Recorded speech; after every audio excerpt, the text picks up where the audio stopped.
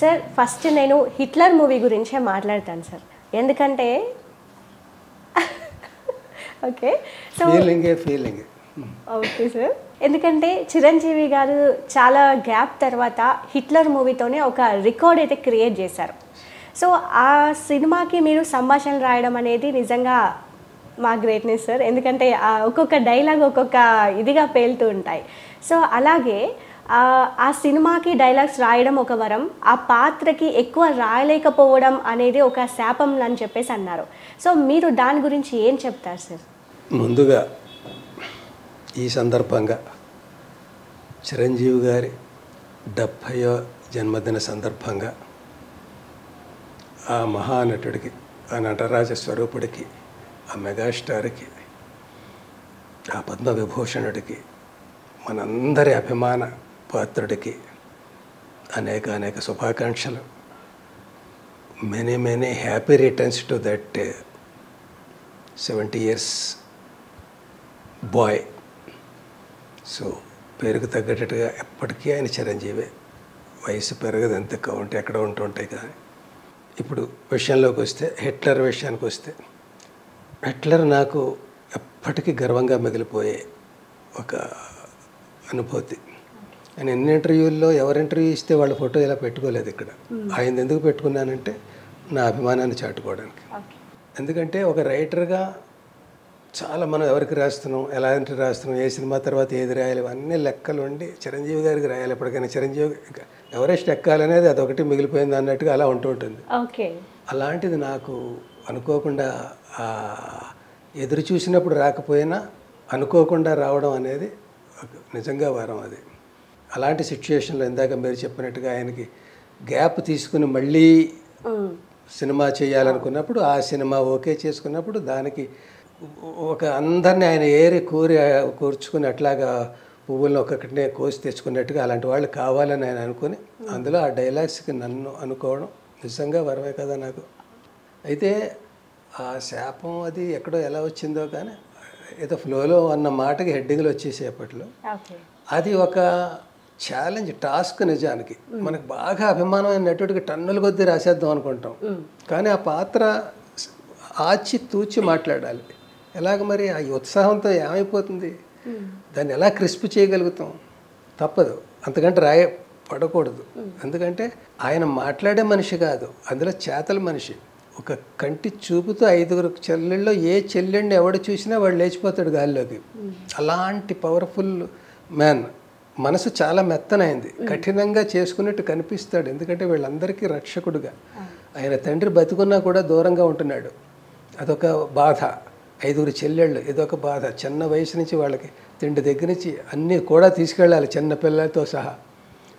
ఇలాంటి సిచ్యుయేషన్లో ఎక్కువ మాట్లాడలేరు. ఒక నిండు ఇది అందులో పెయిన్ అలా ఉంటుంది గుండెల నిండా, దాంతో ట్రావెల్ చేయాలి.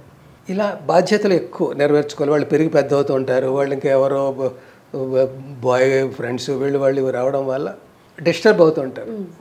సో ఈ సిచ్యుయేషన్లో అసలు ఇలాంటి మనిషికి ఎంత తక్కువ రాయాలి అన్నప్పుడు ఎట్లాగా ఏం రాసినా ఆయనకి ట్రై చేస్తుంటే డైలాగ్స్ అలా వెళ్ళిపోతుంది. అమ్మో అంతొద్దు, ఎలా రాద్దాం మరి, పోనీ ఎలా రాస్తే అమ్మో అంత వద్దు, మరి ఎట్లా అసలు మేనరిజం ఒకటి ఫిక్స్ అవ్వాలి ముందు ఆయనకి. ఏం పెడదాం మేనరిజం అని, ఈ ఎంతొద్దు అనుకోవడంలో ఇదే మేనరిజం పెడితే ఎలా ఉంటుంది? ఆయనకి తక్కువ మాట్లాడాలి కనుక అదే మేనరిజం అయితే అంతొద్దు. మరి ఏంటి, ఎంత కావాలి, ఎంతో అవతలవాడు మాట్లాడతాడు, ఇది చాలు, అది ఫినిషింగ్, ఇది ఎత్తుగడ, అది ఫినిషింగ్. అలా ట్రై చేసి చూద్దామని ఆర్టిస్ట్ మీద అప్లై చేశాను. రాజేంద్ర ప్రసాద్ ఎరా బావా బాగున్నావా అంటాడు, అది ఓవర్ యాక్షన్ అని అంతొద్దు అంటాడు. ఏం బావా బాగున్నావా అంటాడు, ఇది చాలు. అది నాకెందుకో బాగుంది అనిపించింది, వాళ్ళని ఊహించుకున్నట్టు. నేను ఫిక్స్ అయ్యాను, ఇది పెడదాం మేనరిజం అని. రాసుకుంటూ వెళ్తుంటే బాగానే వస్తుంది. కానీ ఒక 100 సార్లు వాడరు ఆయన. టోటల్ సినిమాలో 6-7 సార్లు వాడారు. That is the power of megastar. Mannerism అంటే ప్రతి సీన్లో వాడాలి. అలా వాడకపోయినా ఎక్కడో అక్కడ తిరుపతి ప్రసాదంలో ఒక కిస్మిస్ పండులాగో జీడిపప్పులాగో అలా అక్కడక్కడ తగిలితేనే దాని రుచి. మళ్ళీ ఎప్పుడు మాట్లాడతాడు ఆ మాట, ఏ ఆర్టిస్ట్తో మాట్లాడతాడు, రంభతో మాట్లాడినప్పుడు ఎలా ఉంటుంది, ఇంకోళ్ళతో ఇవన్నీ ఎదురు చూసినప్పుడు భలే పడిందని ఎక్స్పెక్టేషన్తో. సో ఆ మేనరిజం అది అందులో నేను గర్వంగా ఫీల్ అయింది. మేనరిజం బాగా సెట్ అయింది. అది అయిపోయిన తర్వాత ఒకసారి ఇక్కడ అన్నపూర్ణ స్టూడియోలో ఆయన షూటింగ్ ఏదో జరుగుతుంది, నేను అటు వెళ్తూ ఆయన చూసి కాసేపు గడిపి వెళ్ళాలనిపించింది. ఇంతలో ఆయనే చూసి కూర్చోపెట్టి ఎల్బి మన అంతొద్దు సినిమా టైటిల్గా పెట్టారు, ఎవరో రిజిస్టర్ అయింది చూసావా, తెలుసా? అయ్యో తెలియదండి. ఆయన అంత చిన్నపిల్లాడైపోయి ముచ్చటగా చెప్పారు. అది నాకు ఇంకా అసలు ఇంకా రెట్టింపు, ఇంకా చిన్నపిల్లాడిని అయిపోయి. అంటే మనం వాడి ఏం పెడదాం అని పెట్టినది ఒక సినిమా టైటిల్గా వస్తుంది అనమాట. అలాగా అది ఒక మేనరిజం పెట్టడంలో బాగుంది. తర్వాత ఈ చెల్లెళ్ళలో పెద్ద అయ్యాక కాదు వీళ్ళని ఎలా పెంచాడు, అమ్మ నాన్న అయి పెంచాడు, ఇతను అన్న. ఇది ఎలా కాయిన్ చేయాలనుకోవడంలో అమ్మ అందులో సగం అంటే ఆ అక్షరం, నాన్నలో సగం రెండో అన్న. మిమ్మల్ని అమ్మలో సగం నాన్నలో సగం కలిపి అన్ననే పెంచాను అంటాడు. అది ఆ డైలాగ్ నచ్చి డైరెక్టర్ గారికి, ప్రొడ్యూసర్ గారికి పాటల్లో కూడా పెట్టించారు. వాళ్ళని పెంచేటప్పుడు దాంట్లో అమ్మలో సగం నాన్నలో సగం. అదొకటి నాకు హ్యాపీగా అనిపించింది. అలాగా వరుసగా ఏ డైలాగ్ తీసుకున్నా వాళ్ళు పెద్ద అయ్యాక ఒక చెల్లి రాజేంద్ర ప్రసాద్ గారితో వెళ్ళిపోతుంది, వీళ్ళ కళ్ళ ముందే పక్కింట్లోకి వెళ్ళిపోతుంది. అన్నయ్య చల్ల ఏది అంటే చూస్తాడు ఆయన, మర్చిపోండి దాన్ని అన్నట్టుగా సైగ చేస్తాడు. వీళ్ళు బాధపడుతూ ఉంటారు. ఎప్పుడైతే నన్ను కాదని నా చెల్లి పోయిందో అప్పుడే దాంతో చెల్లిపోయింది అంటాడు. ఇట్లా అంటే తక్కువ రాయాలి, అందులో భావం ఉండాలి, ఆలోచించాలి జనం. ఇదేంటిది బాగుంది అన్నట్టుగాను బాగోలేదే అన్నట్టుగాను ఏదో ఆలోచించాలి కదా. అలా రెండర్ చేసుకుంటూ పోతే అలా ఎన్ని డైలాగులైనా వెళ్ళిపోతూ ఉంటాయి ప్రవాహం. అలా కాకుండా ఒక మాట ఆచితూచి పడాలి. తర్వాత ఒక పెద్ద చెల్లెలకి పెళ్ళి అవుతుంది. అది అనుకోని సందర్భంలో కలెక్టర్కి ఇచ్చి చేయాల్సింది ఇంకొక చిన్న ఇబ్బంది జరుగుతుంది ఆ అమ్మాయికి, ఓ లెక్చరర్కి. ఆమెకే ఇచ్చి పెళ్లి చేస్తాడు. చేసినప్పుడు అది చెల్లెళ్ళకి చెప్పకూడదు. వాళ్ళందరూ ఏదో కలెక్టర్కి ఇచ్చి చేస్తున్నాడు, మొదటి సిస్టర్కి ఇలా చేస్తే మా గతి ఏంటి, ఇంక గుమస్తాలకి బస్ కండక్టర్లకి ఇచ్చి చేస్తాడేమో అన్నట్టుగా వాళ్ళందరూ యాజిటేట్ చేసి ఆ పెళ్ళి ఒప్పుకోరు. వాళ్ళు రారు, వచ్చినా కూడా వాళ్ళు యాజిటేటింగ్గా ఉంటారు. అప్పుడు అప్పగింతలు పెళ్లి చేసేసాడు ఆయన, బాధపడి అప్పగింతలు పెట్టిన తర్వాత బయట కూర్చుని ఉన్నాడు. ఈ అమ్మాయి వస్తుంది, వెళ్ళాలి. నిజానికి ఈయన అప్పగింతలు పెట్టాలి. అమ్మ జాగ్రత్త అమ్మ, ఇవన్నీ మనసులో పెట్టుకోకు, అక్కడ జాగ్రత్తగా ఉండి, ఇవన్నీ ఇంత పొడుగు చెప్తారు అప్పగింతల్లో.